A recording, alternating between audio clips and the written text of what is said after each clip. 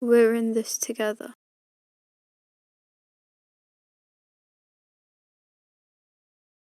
Act 1. The Corvantian Throne. He was sorry, I could tell. He said so, but there was no need. His eyes were enough. His chocolate eyes were now rueful as the illusory contentment wore off them, glimmering a tangy colour in the moonlight. Or perhaps it was due to the street lamp nearby. I couldn't tell. Either way, there's no denying how glossy his beautiful, quaint eyes had become. He was on the verge of genuine tears. Those eyes were alive, so alive. A testimony he was alive. He sensed, he felt, he hurt. After all, what was a better confirmation of life than the response to a painful stimulus? Perhaps to that of a betrayal, or to that of hosting one. And that's it. That's your hook. It's not where our story is supposed to start, but I assume it'll keep you reeled in. Our story actually has no flashy beginning. In fact, it was quite dull and boring, like me. Here. Her skin was gently touched by the sun, and her eyes were the clearest of oceans, harboring excitement and the depth of emotion. Her lashes in curiosity curled in different directions. Her nose was dainty, her lips youthful and as bright as berries. However, her hair, a burnt orange, thick and fiery, cut at 3 lengths, distinguished her from the rest. Her hair was not all straight, nor all curly. It was rather balanced, like her. Some called her average, good at maths and bad at language. Some called her basic, yet melodramatic and monotone. But I'd call her perfect. Not flawless, just perfect. Just LUARAH. And yes, I'm LUARAH, self-absorbed enough to use someone else's words to describe myself in a better light. Why is my name spelt so weird? I don't know. Ask my grandma. She made a mistake on some legal document, I think. Though, between you and me, she did it on purpose. But I, LUARAH with the weird spelling, I'm only a small part of this story. In truth, it's not mine. Not entirely. Now, before we begin, I have just one question for you. Do you believe in fairies? Wait, did I just say fairies? Sorry, wrong question. Oh, that idiot's been on my mind. I meant coincidences. Do you believe in coincidences? The idea that particular things, be that time, people, words, or the lack thereof, are aligned in such a particular manner by the will of chance. Just like that, in which logic has no say. If not, then explain this to me. 1.1 The dimension of Alfiga runs by power, much like Earth runs by money, with its kingdoms striving to use only the most powerful gems known to man to power their respective royal forces. As such, an inevitable race, the signature war, began between the kingdoms to find crystals from which they could harvest gems with the strongest energy signatures. The race continued until King Silverin I of Corvantia finally did. Records suggest the crystals he found grew from the same stem and roots as that of a tree. And after some research, it was discovered how immensely strong the potential gems harvested would be. Bearing in mind that with such power, the greatest of goods, likewise the gravest of evils, could be performed, the noble king took a single gem from each crystal and discarded the rest. And so the Corvantian jewels came to be.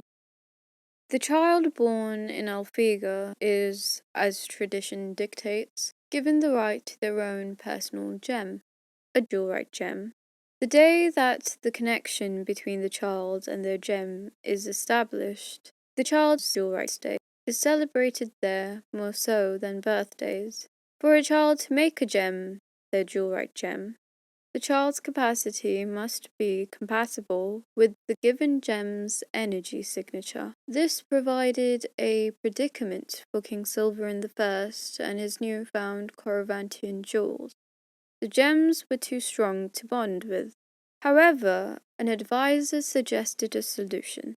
Instead of searching for children with compatible capacities, they should have groups of people receive small parts of the Corrivantian jewel's energy signatures within their own jewel-right gems, thus forming squadrons upon squadrons of subjects who could use these gems simultaneously.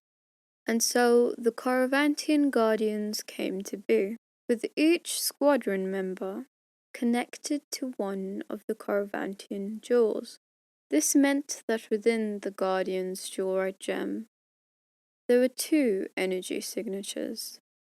However, these would usually mix, forming an energy signature that was new and unique, often mutated by the emotions of the energy user.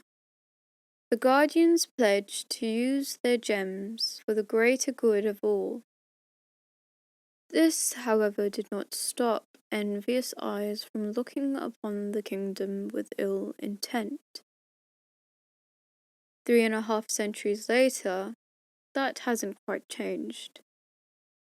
Presently, Corrivantia was under attack by Sordark, a neighbouring nation with whom they shared a rather horrid history.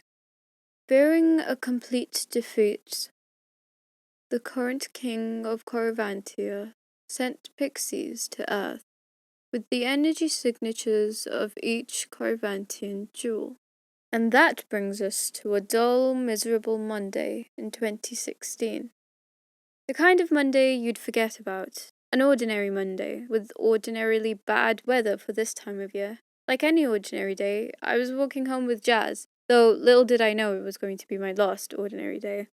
Like, someone could have dropped a hint. Just saying, I could have enjoyed it more. When I reached home, I found Mum cooking, which, fair enough, is unusual, as she's normally at work. But it's hardly the, oh look, your life ain't gonna be the same anymore. Ever. Just so you know. Haha. That I wanted to hear from the universe. Mum said the food was nearly done, and that the pest and Grandma went home. Grandma was probably buying him ice cream, despite him being too sick for school today. Which is actually pretty ordinary, because Max is her favourite. I went upstairs to get changed out of my school uniform. I sat on my bed after doing so, looking through my school bag. There was some math stuff to do, but before that I had a self-made problem to deal with. You see, I'm the maths girl and Jazz is the literate one in this friendship. And I don't remember when, but she challenged me to write in this diary for a whole year. She even bought this diary for me and wrote the date down on every page. There's even a section for her to sign. On every page! I'm pretty sure my pride came in the way. Otherwise, I wouldn't have agreed to do something so stupid. I'm surprised I'm still going. I would have abandoned it, but I'm 3 months strong, and Jazz never lets me forget. And it doesn't help that it's actually improving my grades. I opened its little lock and went to the last page. Jazz has way too much time on her hands. She even wrote prompts as well, just in case I'd get bored or had nothing to write about, which actually was the case right now. And one of my favourite prompts is to write badly about her for tricking me into doing this whole diary thing. And on dull days like this, that's the one I choose. Except I've used it so many times that I actually don't know what else I could say about her. I was staring blankly at the wall opposite my bed. Moments passed. This town was so dull. Did I really have nothing else to write about? The window between me and the wall was open, and I noticed the translucent set of curtains dance, possessed by the first ghostly breath of winter that had drifted in. I went to close the window. But instead of pulling it down, I pushed the window back up, opening it further. There was something in the sky. I don't know what it was. I've admired the moonless sky countless times, but this was different. The season of long nights was about to begin, with its beautiful, glittered skies ready to manifest. There's usually something so lonely about this transitional time period, but there was something so refined and reassuring in tonight's sky. A perfect, particular stillness, so serene I was captivated, but not for as long as I'd hoped. You see, nothing lasts forever, certainly not peace. In about a minute's time, my life was about to change drastically, for I was to meet him. He was never the greatest when it came to first impressions. Certainly not back then, anyway. Though I must admit he's matured over the years, so I guess most haven't really seen this side of him. Anyhow, looking up at the stars, busy with my own fascination, I see one of them starts to grow. The star's not growing, I thought, then cried, "It's coming closer!" A slight panic took over me. What was I meant to do? Was it even a star? I began pacing the length of my room, to the door and back to the window, almost automatically. Maybe this was my fault. I had just been cursing how dull this town was. Perhaps it thought about entertaining me by letting a meteor make me a new window. Or it could have been aliens. They definitely exist. And what better way to teach gratitude to a petty little Earth girl than to put her problems into perspective with a polite, hostile kidnapping? Something shiny shot past, grazing the side of my face, and landing on the rug in the middle of the room. It felt like a paper cut. I checked to see if I was bleeding, using the tips of my fingers. It stung, but it was only a drop or two. It had to be something small, right? But there was such an intense glow behind me. I could tell by the corner of my eye. I didn't need the courage to look back. I was too curious. I turned my head. I don't know what I was looking at. It was too bright, but it was small. I turned around completely and got closer to the slightly scorched rug. My ears were deceiving me. I thought I heard a cough. There it was again. Surely not. Stupid bird! That I definitely heard. The intense light began to fade, and my eyes adjusted to the dim room light once more, as I caught my first glimpse of the fallen star. Only it wasn't a star, it was a fairy. "Who you calling a fairy?" said, but thought, finally a human who can see me. "What?" was all I could manage to say out of astonishment. Actually, I'm not too sure what I was feeling. "I said, who you calling a fairy?" "I ain't a fairy, I'm a pixie, a guardian pixie." Shocked. Maybe I was shocked, more by his attitude than his entire existence. Now that the glowing light had completely died down, I could see who I was talking to in detail. He was short, even for whatever species he might have been, smaller than the span of my hand, and his hair was a dark chocolate, silky yet forcibly rugged. His skin was fair, and his delicate wings tinted a dark rich blue. He looked a bit like a roguish pirate, with a brown leather jacket, a scruffy off-white shirt, and cream-coloured baggy trousers striped vertically with blue and tucked into a pair of nearly knee-height boots. He asked where he was, addressing me as human, which was a term, or I guess a nickname, that I had to deal with for a very long time. I said the name of our town, Majestic City. Honestly, I have no idea which idiot named our town City. He didn't recognize it. Earth? I gave a broader answer, and he seemed to recall it. "Yeah, Earth's the one. Guess I'm in the right dimension." He was impatient. Before I could question any of his randomness, he continued, as if reciting off a script. "Quick, get me something of yours that you carry around everywhere. Something subtle, that never leaves your sight," he demanded, trying to stand up. There was this urgency in his voice that made me ignore his bossy tone. Okay. I stood up, glancing at the school bag on my bed. I knew exactly what he might have needed. My favorite pencil. It's the best pencil I've ever had. Its lead never breaks, and I always use it to write in my diary and to draw. I took it out of my pencil case. Realizing that my diary was still open, I closed it, muttering about how I didn't want the weird fairy creature to see inside. "What was that, human?" "Nothing. Why'd you keep calling me human?" He said because I was one, again addressing me as such. I dropped the pencil near him, hoping he'd just get to the point. No pun intended. "I guess this will do, human," he remarked, walking around it. "Okay," he clapped his hands. "So I'm just going to transfer the energy of the deep ocean Corvantian jewel into your pencil." Without warning or a waver, his wings lit up, blinding me as a glowing substance travelled from his wings to my pencil. There was no time to react, nothing I could say. It was over. His wings lost their colour, now translucent, with only the tips of his wings tinted blue. What did you do? Who even are you?"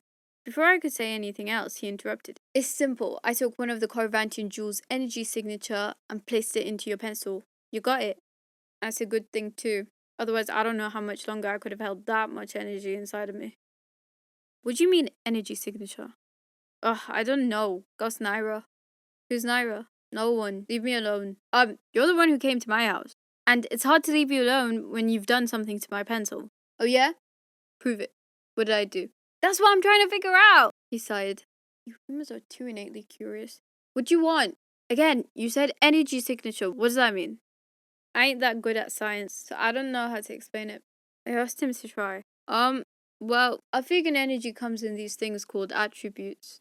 And attributes make up energy signatures. It's a bit like genes and DNA. How different genes come in different people's DNA.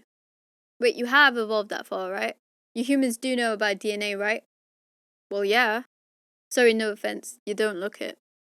Honestly, getting insulted like that was the most normal thing to have happened within the last minute or so of my life. Anyways, different combinations of attributes result in different unique energy signatures. The way how he paused, somewhat judging me and somewhat calculating how much he could get away with saying. Look like that, and some other human might actually look kinda intelligent. What does that mean? See, how'd you not even figure out what I was trying to say? I knew what it meant. I was just surprised he could be so blatantly rude. Excuse me, what did I even do to you, short-stacked fairy? You called me a fairy! Do you know how insulting that is? Whatever, so you basically put magic in it. Oh, you're genuinely so stupid, human. Who mentioned magic? Wait till Naira hears you. This is our vegan science, he said. Anyways, it doesn't really matter if you get it or not. I command you to help me with my mission. As if he couldn't be any more annoying now he was bossing me around. I thought about it. If I denied his orders, and if he really needed my help, or I really was some chosen one, then he'd have to beg me for help. In my villainous plotting, I accidentally let out a little laugh. Oh great, he mumbled. Out of all the humans in this world, I get the crazy one. I can hear you, you know. By the way, my answer's no. What? No, I won't help you. Honestly, human. I looked into his honey-like green eyes, wanting to see a slight glimmer of frustration, or even sadness, but what I saw was quite the opposite. There was joy in his eyes. That's great. I didn't even want to be your partner anyway. You're actually pretty stupid, and you seem a bit too dramatic for the job. And with that, he proceeded to walk to his exit, the window. Flying a bit to reach the top of the desk, I called out, telling him to stop, maybe even begging a little. How did that fairy turn the tables? Wait, I repeated, before he decided to listen. Of course my answer's yes. Like, this is crazy. Who'd say no to something like this? You did. I looked at him with an arched brow. Sorry, I mean, normal people with actual lives to live would have said no. This isn't a good way to convince me to be your partner, I reminded him. Too late, you said yeah. Now if you go back on your word, then my people will come and destroy whatever half-baked life you got, human. I think I sensed a gold mine. Who are your people? The fairy king and queen? I struck gold! Well, the pixie's last nerve, anyway. I'm a pixie! Oh, should have left you when I had the chance. He sighed, then started making his way towards the rug. Fine. The first thing we gotta do is track my friends. You have friends? By which I meant, there are more magical creatures here? To which his reply was, yeah, I'm not a loner like you. Huh? Oh yeah, and seeing your initial reaction to pixies, I guess people won't mind if I change, he said. Now back on the rug. Plus this will make things harder for that creepy old chaos to find me. Discretion. He intensely glowed once more. I was blinded for the third time. Stop it with the disco lights, fairy, I yelled, startled again.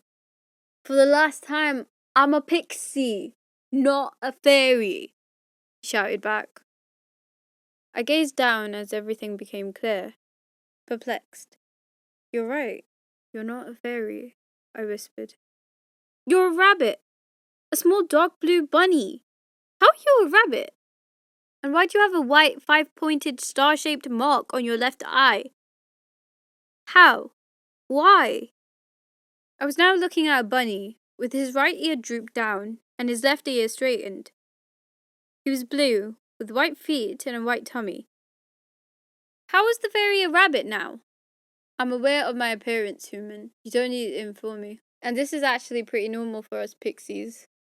Even you humans can use discretion, if you have a gem. But I don't get it. Why change your appearance? Are humans not supposed to know pixies exist? No, it's not that. In fact, where I come from, Alfiga, humans interact with us all the time. there are humans in Alfiga. Yeah, more than you could count. I'm good at maths. He can't take that away from me. But to answer your first question, it's because it'll be harder now for that Chaos, the bad guy, to find me. I say that, but most likely he'd send one of his lot after me. But basically, it's more difficult to spot the right animal in a place where animals are common than to find a pixie in a place where pixies are really rare. You know, safety in numbers. Wait, there's a bad guy, I cried. Yeah, how long does it take you to process that? He spat, then sighed. There's more than one, actually. The whole Shadow's army is our enemy. But for your sake, yeah, there's a bad guy. Chaos. Then you got his successor, the Shadow's Knight. We don't know much about that guy, or how strong he is. I don't think anybody's ever seen him before, but he exists, and is no doubt powerful. I nodded, trying to convince him I understood. But don't you worry your little human mind about him. I know you humans ain't that good with the unknown. Why does it feel like I'm missing something? Some key information? Your name? That's key information I don't know. Well, if you gotta know, then it's Hamish. But that's gotta change. What about Rookie? I suggested, sincerely, thinking it suited him.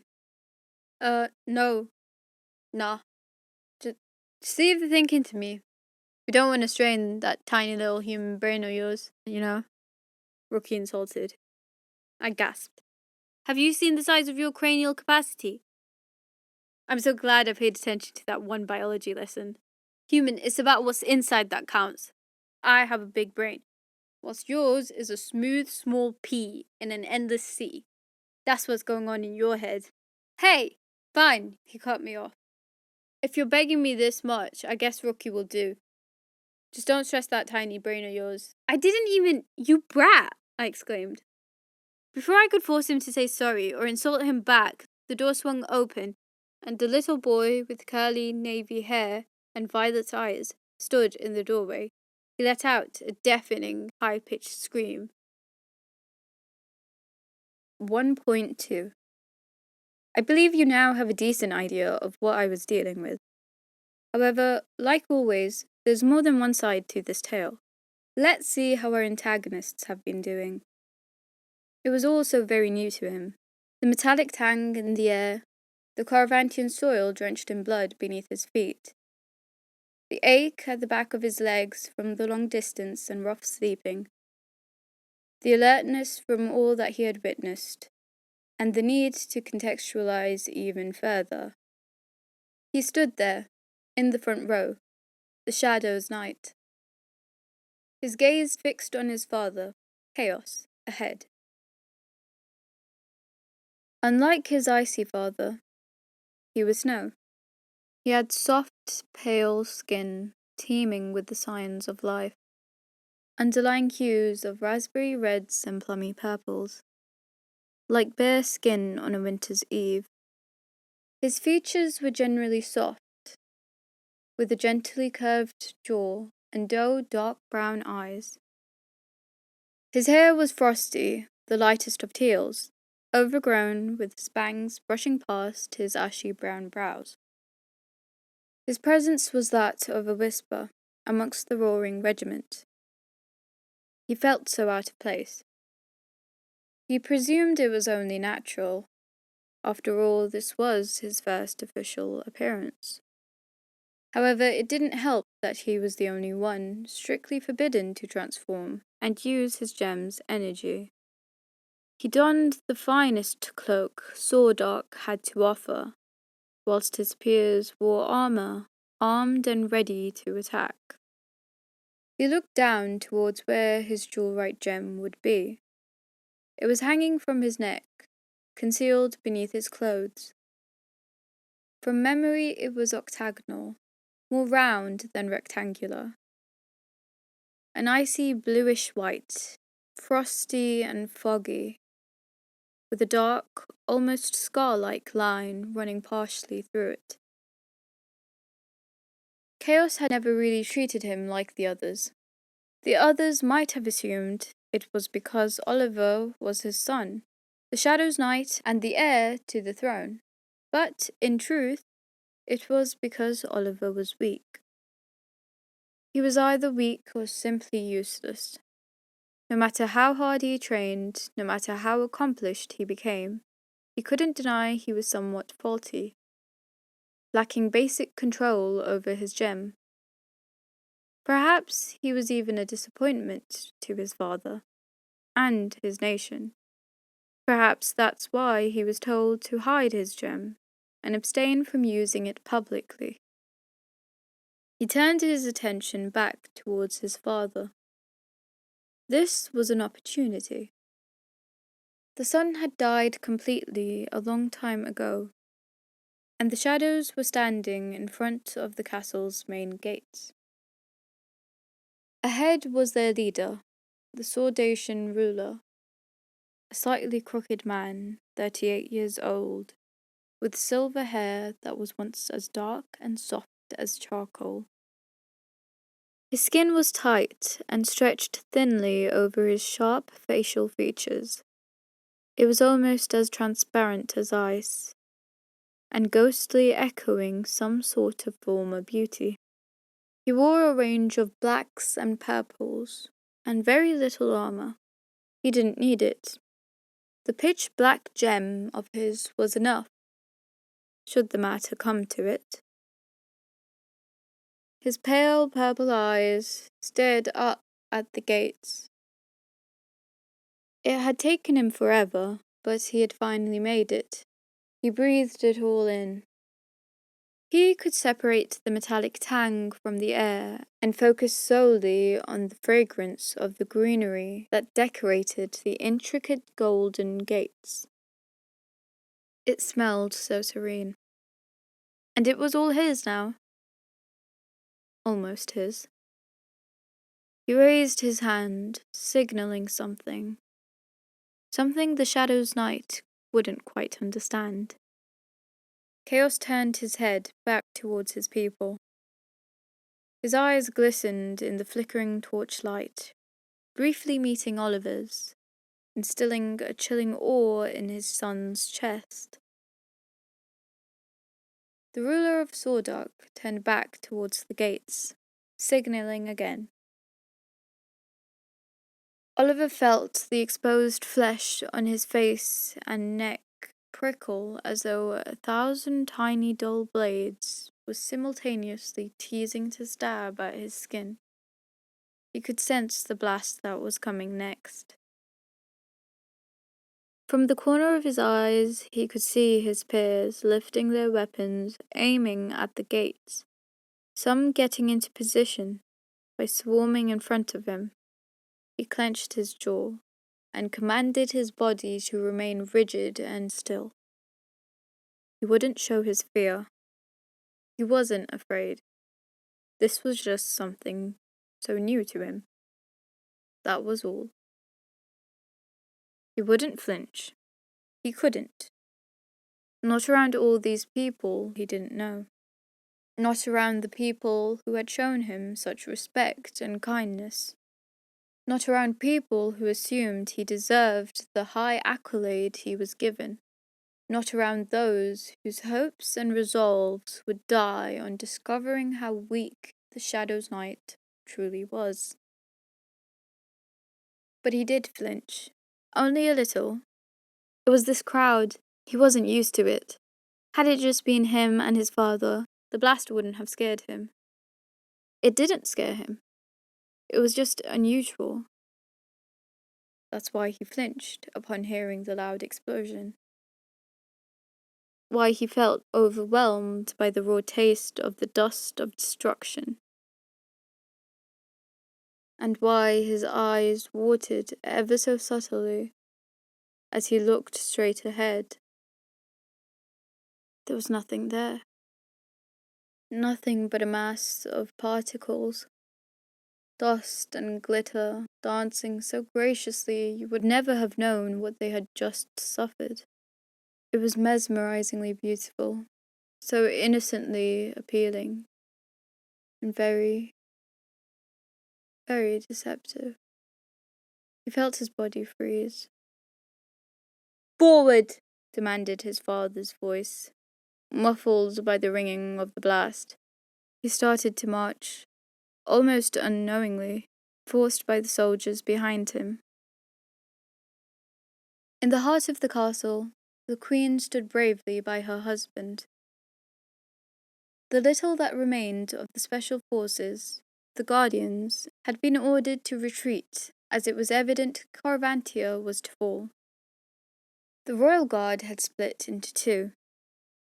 The smaller group was sent to protect the Guardians and significant political figures, and the larger group remained on the castle grounds. Most of the latter were killed as the Shadow's army stormed the castle. "Luetta, please leave.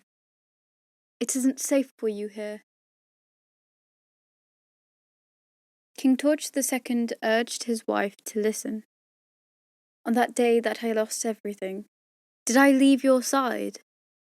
She gazed deeply into his eyes, fearing that if she looked away now, she wouldn't ever get a chance to fall within them again. Torch didn't answer. He was too embarrassed to. This wasn't the first time he couldn't protect her. He stood there, now hand in hand with Silhouetta, her fair and rosy hand within his golden one. King Torch II was strong like the sun, with the hair on his head and beard a shade of brown that resembled dusk. His eyes were somewhere between an amber and an orange, not alarming, just ever so warm and powerful, as though eternally encased in a golden hour. With his other hand he brushed the long waves of Silhouetta's almost opalescent light hair away from her face, revealing the compelling voids that were sealed in her pretty dark eyes. The lovely Lady Silhouetta, at least from all that he was meant to lose. He wasn't about to lose her as well. No, he was wrong to think that. "Why must you act this way?" He looked more sternly at her. "I am duty-bound. And so are you. Think about all those you could save if you just leave. It's not too late to go, I promise you. Please. Even if I do go, you believe I'll so easily be able to heal others, knowing you faced death alone, knowing my torch, whose light and warmth benefited all, breathed his final flame and shone his final ray, without his faithful Silhouetta by his side. I can't let that happen. I am your shadow. Try part with me if you dare." Now, you two lovebirds, no need to be so tragic." A man called out, startling the pair. "And Torchy really shouldn't be trying to get on Silhouetta's bad side, or chaos will be the least of your problems." "I don't think the current situation warrants you to make fun of the king and queen," a woman spoke, approaching the three. "But he is right. We were trained for this. Hand-picked even for the two of you. Both were the king and queen's personal guards, respectively. They were a similar age to the king and queen, none quite yet 40. And regardless of their official titles, the four were more like friends, family even. The man was easygoing and confident, with fire-red hair and dark tanned skin. The woman with short, dark turquoise hair and light tanned skin was more tactical and knowledgeable, but, for the sake of her friends, wore a lying smile. It was okay. They all had somehow unanimously agreed that. They all wore the same deceptive smile for the sake of the next, waiting for something they hoped wouldn't happen. Chaos and his soldiers were now making their way around the castle, and straight to them. The halls echoed only with their footsteps. It was so quiet, peaceful even. Often they would pass an imposing window, and Oliver would internally wince a little at the mere sight of the castle grounds. A group of soldiers were ordered to protect him as they ventured to the castle. He hadn't had a chance to take it all in. It was dark out, but he could still make things out by the light of the faint flames of battle. There were too many people lying cold on the grass, a bit too much blood. They'd survive this, right? Once father has claimed the Corvantian throne for himself, it'll be over, he thought as he continued to walk. He won't let them die. He turned his eyes away from the windows, refusing to look through them any more. He felt his face begin to flush, perhaps out of shame. How could he think such a thing? How could he even entertain the measly possibility? They were alive, that was that.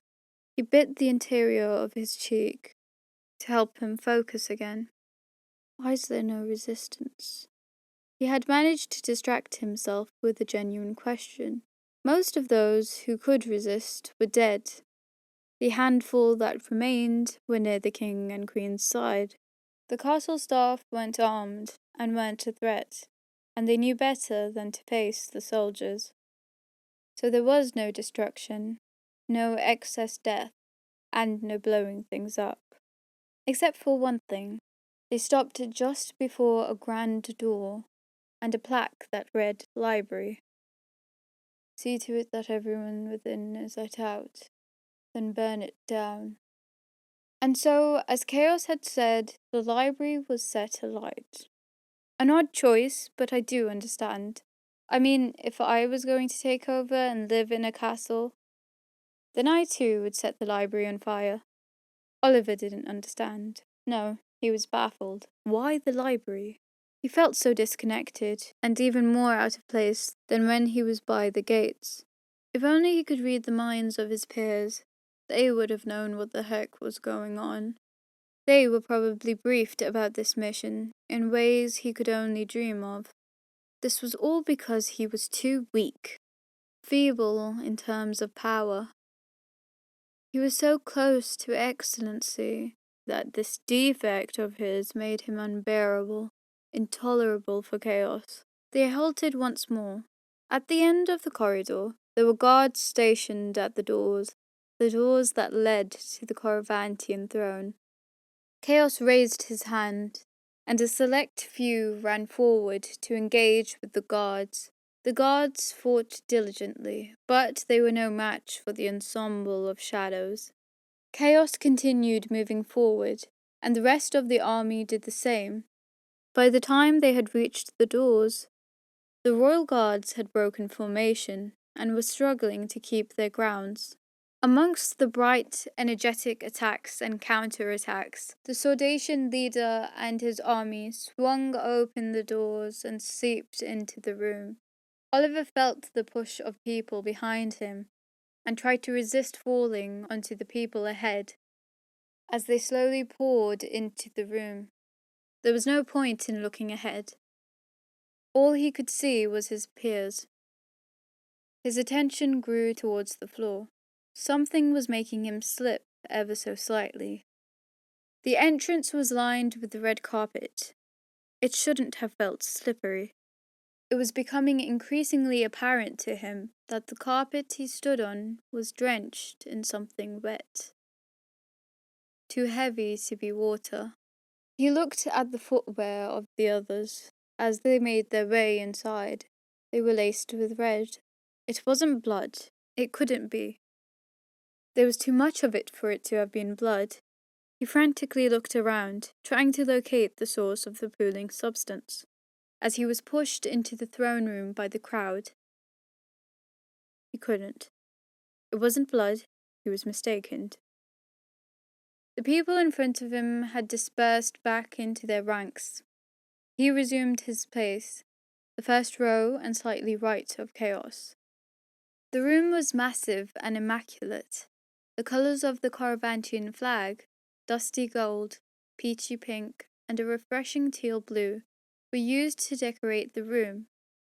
Sophisticated and intricate pillars stood periodically, demanding their presence to be known, and at the centre, against the wall opposite, was a grand stage where the two thrones resided. They were both cushioned in red velvet and framed in lighter gold, elaborately crafted and bejeweled in gems relating to the three Corinthian colours. In front of them stood the king, queen, their personal guards, and a couple of royal guards. Chaos, the good king addressed, placing a protective hand before his wife. Chaos stopped in the centre of the room, as his soldiers enveloped him and the Corinthians, just in case, although it was clear the couple had no intentions to escape. Thought, it's been a fairly long while, has it not? He smirked. I don't think I've seen you since the wedding day. My apologies. Don't apologize, not to me. You've killed a great deal of my people. For what, my throne? The jewels your family has been hunting for generations. They aren't here. Of course they're not. Chaos gestured. The laughter that followed faded, enshrouded by a look of agony. There was something wrong. The king observed him, alert and ready. Dad! He was a fool. He shouldn't have cried out like that. He let his emotions get the better of him. He was supposed to be the Shadow's knight. How immature. He clenched his jaw. He was a fool. I'm fine, son. His father managed to mask whatever he was going through. In a second it was over. No sign of the pain. The king wasn't looking at Chaos anymore, but had been distracted by the whisper. Son, he repeated in disbelief. Since when did Chaos have the heart to raise a child? Since when was Chaos a father? The boy was probably about 15 or so? That's right, you haven't met my beautiful boy yet, he said, proceeding towards Oliver. He swung an arm around the boy's neck, draping his hand off the boy's shoulder. A sudden wave, a throbbing pulse overtook his mind once more. He gritted his teeth and bore a twisted smile. This is Oliver, the new heir to the Corinthian throne. His mirth was intoxicated. Well, after me, that is. No! Lady Silhouette shouted, frantically moving her husband's protective arm away from her. Dispose of them! Chaos shouted over her. The shadows pounced like hungry wolves. Oliver felt the draped hand prompt him to turn around alongside Chaos himself. They were now both heading towards the only exit. Whilst turning, he caught a glimpse of the two bodyguards standing tall to protect the couple. He didn't know if they were going to survive. His father's hand was still on his shoulder as they strolled out of the throne room, watching the shadows in the rear ranks race towards the king and queen. Chaos must have been in a good mood. Even the smile on his face grew more genuine. Then again, he did have a reason to celebrate. Chaos caught Oliver's gaze, to which Oliver lowered his eyes towards the ground, and Chaos smiled even further. The boy saw red scuff marks on the marble floor. It wasn't blood. He tried to look somewhere else. Just then, the hand resting on his shoulder covered his eyes. They didn't stop walking, nor did the lack of sight disorientate Oliver. He trusted Chaos. Oliver, his father spoke softly, as the distance had muffled the violent roars and Corinthian cries. However, he could still hear them, the Corinthian cries. He could make out someone saying no, repeating it. No, no, no, no, no. They'd be okay. Yes? He felt them turn towards the right as they reached the end of the corridor. I have a surprise for you, he sang ever so slightly. Chaos lowered his hand, now gently holding the boy's shoulders with both hands as they wondered. A mission? Really? The boy's eyes lit up like a child being promised a pony. Something so seemingly impossible had just become a possibility. A chance, an opportunity. He could redeem himself. He could do anything. He'd do anything. Except kill. but Chaos wouldn't order him to do something so sinister. Why did that thought even cross his mind? Yes, Chaos said as they entered the dark room on their right. Two shadows were already there. You see, the Corrivantian jewels that power Corrivantia's defense were sent to Earth as a last resort. They were in the portal room. It was grand, a bit smaller than the throne room, but still quite grand. Ahead was a wall made of glass that let the moonlight in. The ceiling was glass as well. A glittered sky was above. The external source of light added a certain mystical characteristic to the room. The three other walls were shelved, top to bottom brimming with ornately complex things that Oliver wouldn't understand. Couldn't understand. The golden line looping most of the floor confused him the most. In fact, now that he had noticed it, the glass part of the ceiling also followed this shape. A strip of red carpet led from the door across the room to 2 steps, then a decorated stage. On the stage was a hollow golden oval, like the frame of an ostentatious mirror, except it was massive, a bit taller than the standard door frame, and 1.5 doors wide at its widest. I know most of what I'm saying will lead to many questions, all that I shall answer in due time. But for now, I need us to go to the other dimension and find those gems. Oliver's knowledge of Corrivantia was weak at best, let alone his knowledge of another world. So please, just trust me. Oliver stopped and nodded. Of course he trusted him. Good, Chaos smiled, patting him on the head and walking in front, addressing the other 2 Sordations. Time to ignite the portal. With that, one of the shadows powered the golden oval gate. Chaos had mentioned the portals to Oliver before, but he had yet to learn how they were opened.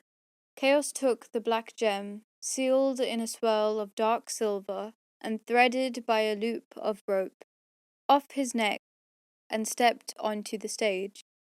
Within the golden oval, he drew an arch in the air with his gem, saying that word, ignite. And suddenly there was a portal trapped within the oval. Iridescent swirling light swam freely and danced quickly between the coating golden oval. Despite the constant motion, the entrapped portal was as smooth as a still body of water to the touch. Oliver smiled, struck with wonder, but not too much. He was the Shadow's knight. It was Oliver's first time seeing a portal. For as bright as the portal looked, it didn't exert that much light. He was expecting his father's figure, still in front, to cast a clean, crisp shadow. But the shadow cast by the portal's light was fuzzy and faint. It wasn't a harsh light, it was soft. A soft light that would often get caught on air particles nearby, making them glitter. It was so magical. It was bringing something different to the already mystical room. Something warm, something hopeful, some fuzzy and faint feeling in his chest. An opportunity. Chaos turned around, smiling, already having predicted what Oliver's reaction would be like. Oliver was trying his best to hide it, but his bright, widened eyes and slight smile gave it away. But Chaos wouldn't discipline the boy today. After all, he was trying. Plus, even he was in a happy mood himself. Well, go for it. Chaos playfully signaled towards the stage. I'll be right behind you, as soon as I've sorted out something here. Try take it all in, once you've reached there. I'll test you later. Oliver nodded, making his way to the portal. He was now in front of it, the opportunity. All he needed to do was step through. I'll see you on the other side, my son. Chaos waved him off, and Oliver nodded once more. He lightly tapped the portal. The surface rippled, and he stepped through. Okay, but I think this is a weird voice now. Let me drink some water. Girl, don't tell me you have low battery. Horrible histories. I was thinking Horrid Henry at the same time, so it was kind of funny. Anyways, in 2016. In 2016. I forget which one's the way. I forgot when we started saying 20. Like 2020, 2019, 2018, 2017, 2016. 2016 sounds better than 2016. But like, I remember like, it wasn't 2014 though. And I think it was 2015 as well. I don't know. We don't say 2015, right? I don't know anymore. Anyways, she was a fairy. We're done with episode 1. Wow, that's crazy. Clap or something. You worry your little human mind about him. There's more than one actually. Whole Shadow's army is our enemy. Information. I don't even know what Rookie's accent is at this point. It's just developing. I keep going back to the who you calling a fairy to get a sense of him, but like I can't. I think his voice is just gonna go wavy. This is kind of why I'm trying not to do voice acting, but at the same time, like I'm just trying to narrate, but at the same time, Hamish has that sort of voice. Yeah. Just don't stress your brain. Is that what he says? Really? He let out a deafening, high-pitched scream. Bum bum bum. The end. Frosty and Foggy, not frogs. We're gonna just move. Oh, flip's sake, that fell. That's not good now, is it? No. Silly. I need more water. With silver air. Okay. You got that air in it. A wee wee wee wee wee wee wee wee wee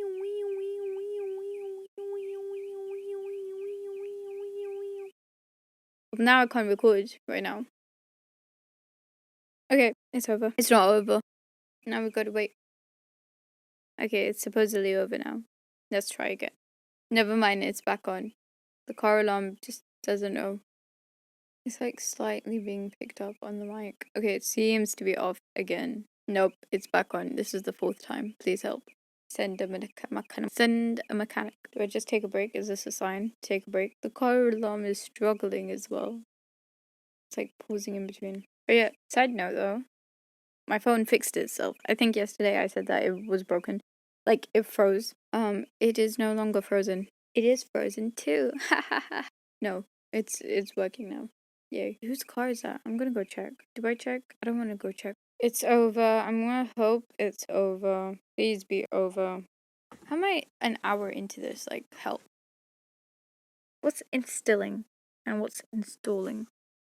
What am I trying to say? Chaos turned his head back towards his people. There's now a plane in the sky. Yay. Pause.